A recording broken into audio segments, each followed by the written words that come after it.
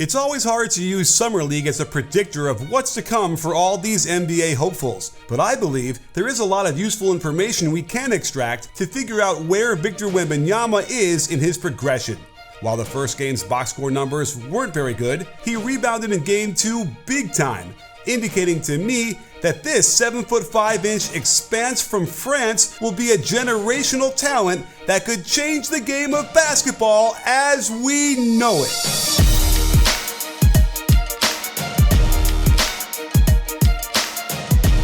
The most common action they used him in was as a ball screener, and these were the most conventional of plays we're going to see from him. He can present a slightly wider obstacle by getting lower, and his steps are so long that he can take off from out of the lane and put a lot of pressure on the defense. Notice his use of the left hand on the attempt. He is very comfortable in the mid-range with picture-perfect jump shot mechanics, and if his defender drops to contain the ball handler, it probably won't even matter if the defense gets a hand up, since it won't bother him much at all. So far in the offense, the Spurs have him setting a ton of screens, and I'll show you in a second why that worries me a lot. Out of horns, he sets a back screen for the point guard first, then turns to set the ball screen, and here's where we get into the special advantage category. Even if his man gets a hand up, at 7'5", he has a clear shot at the rim with very soft touch, as evidenced by how this shot missed. Here's that same play again, and while I acknowledge the guard went too early, just watch what his knee does by planting that left foot too far outside his cylinder. He might be more flexible than we're used to seeing, but I cringe at the thought of a regular-sized defender's butt being at his knee level and forcing it into unnatural positions multiple times a game. What makes him so intriguing is his ability to create shots off the dribble like a small forward. On the pop-out, he'll have plenty of opportunities this year to go at his man, and I like how he gets good in-air rotation to find proper alignment for his right hip and elbow, and here's the top extension of the contest. The defender's hand is not even within 2 feet of the ball at the release. In his first game, he acknowledged he hadn't played much for the month before, so I don't blame him for looking rusty on his distance calibration, as the offense has him set the ball screen first, then a pin away. The curl sucks his man out of position, leaving him wide open. However, he pauses with the ball at his waist before trying to yank it back up out of rhythm, and it's way too long. It looks like they want him to be a roving screener, which makes me nervous, but it also helps to get him open for catch and shoot shots on the perimeter, where he makes the immediate decision to shoot it with much better rhythm and has the defender land on his foot for the and one. They'll also use the pick and roll to get him low post position for a catch, especially when there's a switch and he gets an even bigger height advantage. Even if their center rotates over and he doesn't stay in the lane for more than 3 seconds, he can get this creative spinning bank shot to fall with beautifully soft touch on this shot. Speaking of post-ups, you can't name 2 other players in the NBA who can provide rim protection like this, grab a tough defensive rebound, then bring it up himself to get the offense going, set the quick drag screen at the wing, then roll down to the low post before going to work with his back to the basket. Of course, he's not going to bully anybody at this level, so he'd better get more clever with his moves down low before getting it stripped for a turnover. Here's another ball screen that forces a switch and sees Wemby roll down low to the block looking for the ball. Even if it goes away from him, his quickness and flashing middle at his size is an asset. And while he doesn't knock the little guard backwards with his power turn into the lane, he's going to make a lot of these turnaround fadeaway unblockable jumpers. It's rare for someone this tall to use this much arc on his shot. It's more like the ball flight you'd see from Steph Curry. So I'm curious to see how it will all work. Just like I'm curious to see what kind of great deal I can get from SeatGeek, the best app to find tickets to any sporting event, concert, or the theater. With just a few taps, SeatGeek will scour the internet for the best deals out there, giving them a grade so you know what kind of value you're getting. They're rated #1 on Trustpilot amongst all major ticketers, so you can feel secure that your tickets are legit.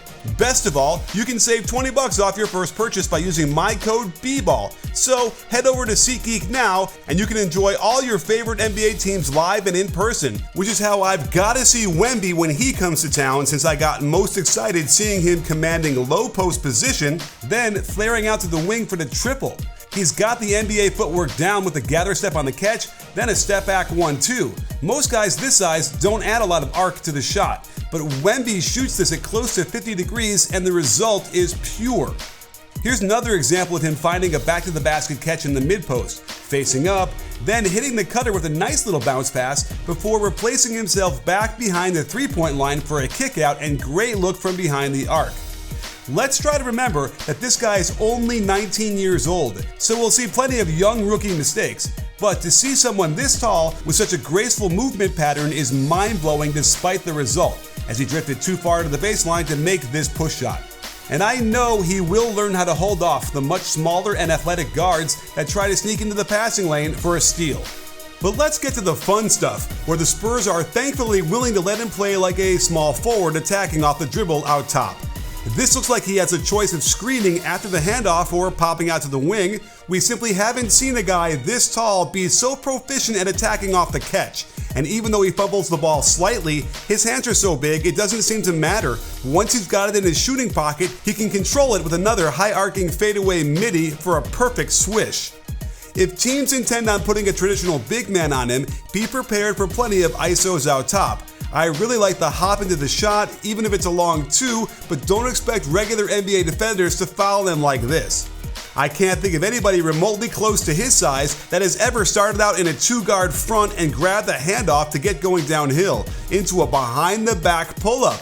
His handle still needs to get cleaned up a little bit, but he'll probably get the landing space call at some point this season despite being a rookie.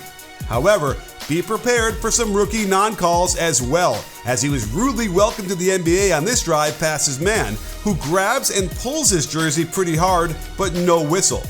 And if teams want to go small on him with a quicker guard, he's going to have to avoid putting his head down and getting his nose in front of his toes like this, since it will be an easy charge. I suspect he'll get used to the length of NBA defenders quickly, but you can see here that his dribble is kept too close to his hip as he backs down, allowing the deflection just before the contact and another turnover. He should be pretty devastating in transition, as you'll find smallish guards getting back first, and there won't be anything they can do to stop him from propelling the ball through the basket hard. Defensively, he's so mobile, expect him to challenge jumpers and then leak out to his own hoop. Again, traditional offenses have a guard back as the safety. What's exciting is how he finishes this with the left hand. This is the kind of skill level we don't normally see from someone so young. He's so fast out on the break that he can run on the wing and then turn this into a quick post-up on a mismatch. He does smoke the dunk, but more evidence that he hadn't been training much before this game. While Jokic does lead the break for the Nuggets, he's under 7 feet tall and not nearly as fast as Wemby, who is going to wow us on a nightly basis, especially because he's got really good vision and incredible skill at this stage, finding the cutter with a no-look lefty shovel pass for a thrilling dime. We'll get into his defense in a minute, but he can violate certain rules like no helping one pass away because he's so long, it's hard to pass around him.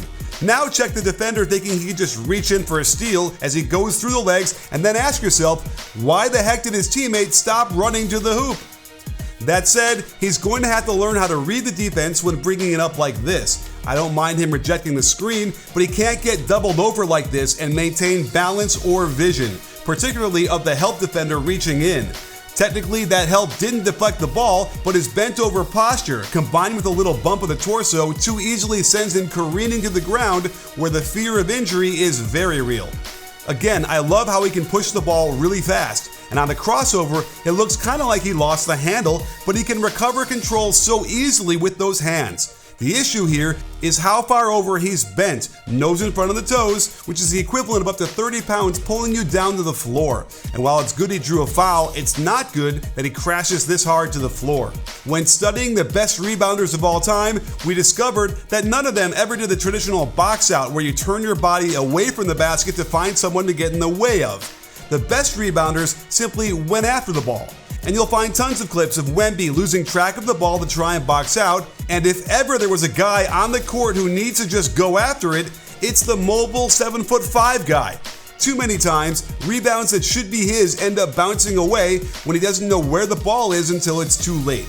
This should be an easy fix, and when you see him just swoop in to grab the board, you can see how much better it will be for him. A quick note on his passing. If you think the hype has gone to his head and he's going to be a selfish player, no way. He looks to pass often and can make not only the right play when a teammate is open, but is creative with his drives and dishes. No doubt when these are thrown to real NBA players, he'll be getting assists on them. I sincerely hope they run these quick pitches to him up top a lot. This through the legs crossover is more evidence to his solid handle, and also notice how his posture is better on this one. Not bending over in an effort to protect the ball, he can be more explosive this way and, as important, can see the floor better. And this one in particular caught my eye. First, check how graceful he is with the spin on the catch, but then gets in the air and makes this kick to the corner lefty around the help defense. It wasn't on target, but the fact that he even tried it this way tells you he's going to be a special passer.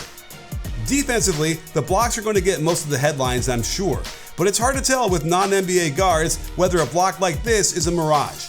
But I have no doubt that players who try to get their shot off against him inside are going to have problems if they can't get into his body first. Drivers will have to make sure they know where he is before taking off towards the rim, much the same way they have to do this with Rudy Gobert. And I like his footwork here to keep backing up and not fouling the ball handler, who gets swallowed up.